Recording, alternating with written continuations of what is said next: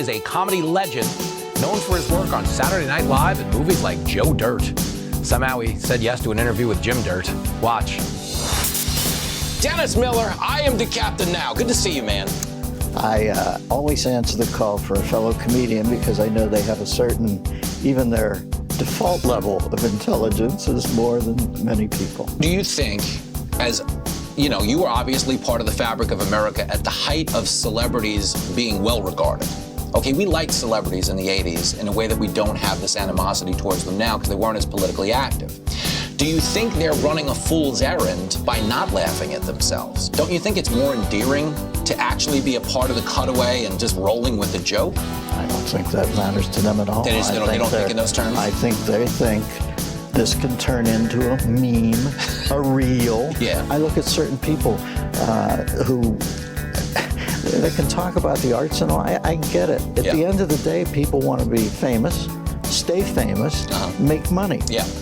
And that can all go away overnight now if somebody in their basement catches you in the wrong moment and puts it up the next day and demands your head on a platter.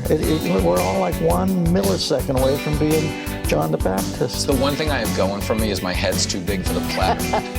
Like, listen, Jimmy, we wanted to cancel you, but at these circus proportions, you're going to be around for a while. Let's talk about the 80s comedy scene, because that's obviously what had the most profound impact on my own development, and I'll make it about me. Now, are you in your 40s? I'm 47 now. The thing I like the most about 80s comedy is obviously the green rooms were completely drug-free. I kid.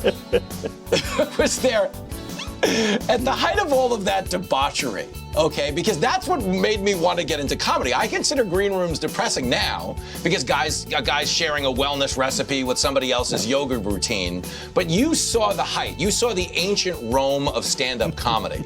Did it have to end for its own good, or did we blow it? Should we go back to the 80s?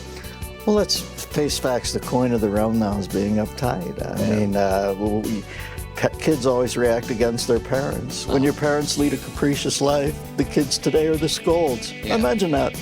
They used to be the scoldees. Now they're the scolders. Now it's never trust anybody over 30K. You know what I mean? It's all these young people who used to be, they had to carve out their own niche from their parents, and their parents were greed heads, and they smoked dope, they did cocaine out the wazoo. It was like American Psycho. Isn't it amazing? And then all of a sudden the kid goes, well, I got a break from my parent. I'll turn into a Puritan. I'll turn into Torquemada. The world is upside down. Like, it's literally like the kids are being like, hey, you adults, get off my lawn. I have a theory, and it kind of overlaps with what you said about Belzer. He didn't care what the audience thought. But do you believe that as a comic, your job is actually to lead the room?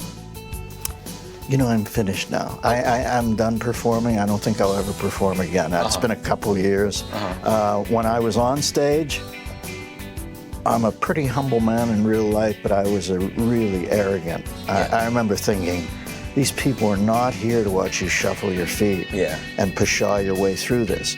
You're doing reasonably edgy material. I'm not blowing my trumpet, but I didn't do what part of the McNugget is, the chair or whatever. You know what I mean? And why don't you make the whole plane out of the black box? And this is going to fall really flat if you start looking like you give a And boy, I tell you what, I used to come off stage and immediately, if the guy wasn't there for the flashlight to take me down the steps, and I would say to him, I'm sorry, you know, I'd apologize to him. But for that hour, I felt like a stone killer. I thought, why do this unless you're going to have panache, savoir-faire, brother? I love this. Well, for this 10 minutes, you were American Sniper all over again. Everyone is dead. Dennis Miller, thank you for your time. Well, listen, man, I wish you well. I'm going to watch that